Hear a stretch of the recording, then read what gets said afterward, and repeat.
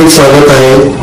मी Dilip Chaudhari, Songir police ठाण्याचे कर्तव्यदक्ष निरीक्षक ज्ञानेश्वर वारे यांची बदली न होण्यासाठी बोरीस गावातील ग्रामस्थांनी माननीय पोलीस अधीक्षक यांना दिले निवेदन। बिस्मिल्ला गवळी पंच व्यायाम शाळेतील साहित्यांचं भव्य लोकार्पण माननीय अनिल अण्णा गोटे यांच्या हस्ते करण्यात आले।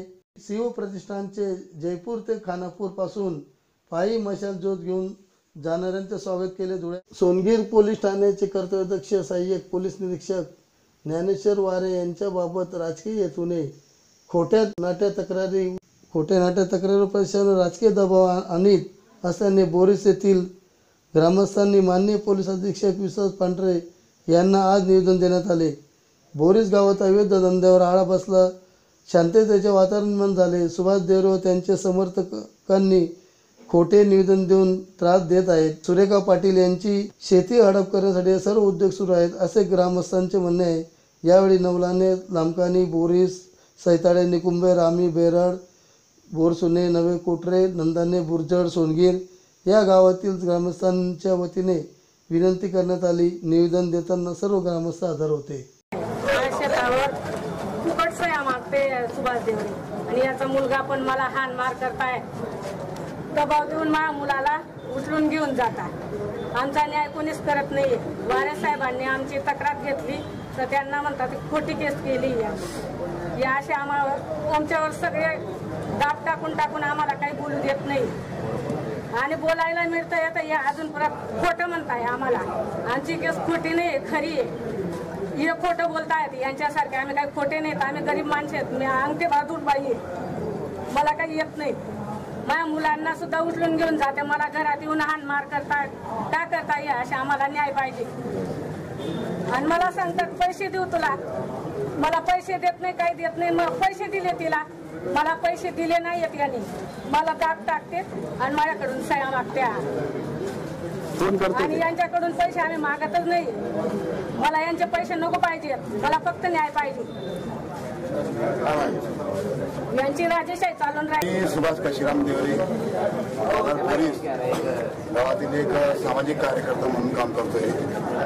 तर राजकीय द्वेषापोटी आमच्यावरती दादासाहेबांनी 2014 साली अॅट्रॉसिटीची केस दाखल केली होती आणि केसमध्ये त्यांचे जे संस्थेचे जे शिक्षक होते त्यांच्या मार्फत केस टाकली होती। तिचा सुद्धा आमच्याकडे पुरावा आहे आणि त्यांनी माघार घेतली केस टाकणाऱ्यांनी। असे दबाव हे शिक्षकांवरती कर्मचाऱ्यांना आणतात आणि सर्वसाधारण माणसाला जाणून बुजून फसवण्याचा प्रयत्न करतात आणि ते फसवण्याचा कारभार जवळजवळ 2-3 वर्षापासून बंद झाला आणि पोलीस स्टेशनने आपला हक्काचं माहेरघर आहे असं समजून बोरीस गावावरती आणि पंचक्रोशीवरती धाक दाखवायची तो धाक वारे साहेबांच्या माध्यमातून जवळजवळ नष्ट होण्याच्या पायरीमध्ये आहे। म्हणून आज वारे साहेबांच्या विरोधामध्ये जे बदलीचं राजकारण चालत आहे ते बदलीचं राजकारण आम्हाला नको पाहिजे। म्हणून एवढी विनंती करतो तुमच्या माध्यमातून, तुमचे जे चॅनलवाले आहेत MH महाराष्ट्र, माझा महाराष्ट्र जे असतील ते मला नाव सर माहिती नाही, पण तुमच्या माध्यमातून विनंती करेल जनतेला आणि जनतेने या कार्याला पाठिंबा द्यावा आणि वारे साहेबांना एक आधार द्यावा की सदैव कमीत कमी एक पोलिसातला माणूस आम्हाला दिसतोय आणि माणुसकीच्या माणसाकडे त्या माणसाची बदली या ठिकाणी होऊ नये एवढी विनंती मी आपल्या माध्यमातून करतोय। त्या विनंतीस आपण सुद्धा दुजोरा द्यावा आणि वेळोवेळी बातमी दाखवण्यात यावी। बिस्मिल्ला गवळी व्यायाम शाळेतील साहित्यांचा भव्य लोकार्पण सोहळा आमदार स्थानिक निधीच्या अंतर्गत माननीय अनिल अण्णा गोटे यांच्या निधीतून व्यायामशाळेचे साहित्याचा लोकार्पण सोहळा संध्याकाळी गवळी वाडा या ठिकाणी आयोजित केला होता। यावेळी ज्येष्ठ नागरिक व युवक मोठ्या संख्येने हजर होते। या कार्यक्रमाचे मान्यवर व माननीय अनिल अण्णा गोटे, तेजस गोटे, सुनील तात्या नेरकर, योगेश भाऊ मुकुंदे, संजयजी बोरसे, भीमसिंग दादा राजपूत, भगवानजी रेलन, गणेश भाऊ बीडकर, डॉक्टर अनिल पाटील, मार्गदर्शी बिस्मिल्ला गवळी पंच व्यायाम शाळा, जय श्रीकृष्ण मित्र मंडळ मोगलाई गवळी वाडा, साखरोड धुळे, संकल्पना विष्णुभाऊ माणिक गवळी हे होते। देता येते का नाही, आमदार फंडात बसतं का नाही, देते कित्येक 25 हप्ते बंदिस्त। तुम्हाला आश्चर्य वाटेल, मी संबंध सरकारला नियम बदलायला लावले आणि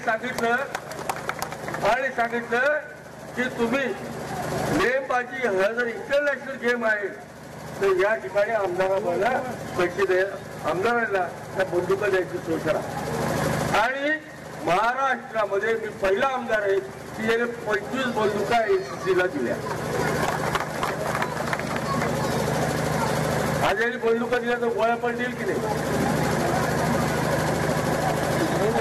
आणि म्हणून मी तुम्हाला सांगायला आलो आज की आपल्या इथे चांगले मल्ल तयार झाले पाहिजे, चांगल्या शरीराची मुलं तयार झाली पाहिजे.